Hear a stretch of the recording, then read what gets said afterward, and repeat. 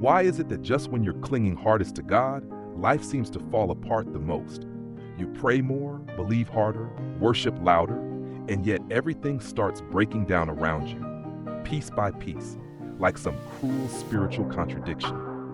But here's the truth most won't tell you. Your faith is often shaken not because you're weak, but because you're being strengthened in ways you can't yet see. God doesn't test paper-thin faith with mild inconveniences. He allows storms to hit those he's preparing for deeper purpose. And that preparation can feel like punishment if you don't understand what's really happening. In the hardest times, your prayers feel like whispers in a void. Your heart questions God's silence.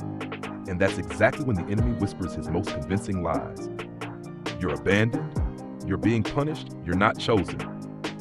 But if you look closely, if you dare to stay still long enough to feel the tension rather than flee it, you'll realize that shaking is a sign of spiritual construction, not destruction.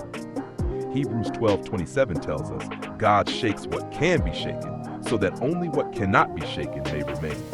Meaning your comfort, your plans, even your expectations might get crushed, but what's eternal in you will stand. Here's something shocking. Many believers secretly think their faith is failing, when in fact, it's maturing. Faith isn't proven on mountaintops. It's forged in midnight valleys where you question everything. When Job lost everything, his faith wasn't in what he had. It was in who God still was, even in silence. And maybe that's your secret battle right now. Trusting a God who's not answering, but who's still present. James 1:3 says the testing of your faith produces perseverance. But that word testing isn't passive. It implies pressure, resistance, a stretching that feels unbearable. And this is where most people break. Not because God failed them, but because they expected faith to feel like peace, not war. But faith is a fight. Paul called it the good fight of faith for a reason. It's bloody, exhausting, and at times humiliating when you have to believe again after being let down. And the enemy knows if he can't steal your calling, he'll try to suffocate your hope. That's why in your darkest moments, you won't just feel discouraged. You'll feel disoriented, disconnected from the God you once felt so close to. That distance is his weapon, but it's also your warning. You're in a spiritual season where what you feel can't be trusted. 2 Corinthians 5:7 says we walk by faith, not by sight, and not by emotion either. That means even when you're numb, God is still moving. Even when the prayers feel dry, the heavens feel closed, and your tears feel unanswered, he's still orchestrating all things for your good. Romans 8:28. But here's the hidden danger. During the shaking, you might be tempted to reach for what feels stable but is spiritually toxic. Old relationships, dead routines, counterfeit comforts. Beware. This is where many believers quietly fall into spiritual coma. Not because they stopped loving God, but because they stopped fighting to believe when nothing made sense. The shaking makes you vulnerable, and the enemy waits for vulnerable. That's why Jesus told Peter in Luke 22:31, Satan has asked to sift you like wheat, because the devil doesn't waste time on the lukewarm. He targets those with potential. And what did Jesus say next? Not I'll protect you from it, but I've prayed your faith would not fail.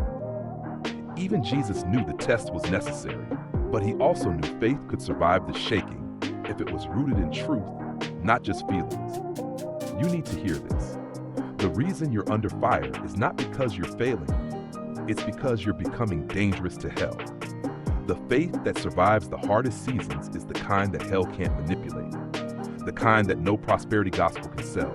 The kind that prays in ashes and worships in loss. It's the kind that builds legacy. So if you're wondering why God allowed the bottom to fall out, maybe it's because he's building you from the foundation up. Not the version of you that needs applause and clarity, but the one that can walk through darkness with no map and still believe God is good.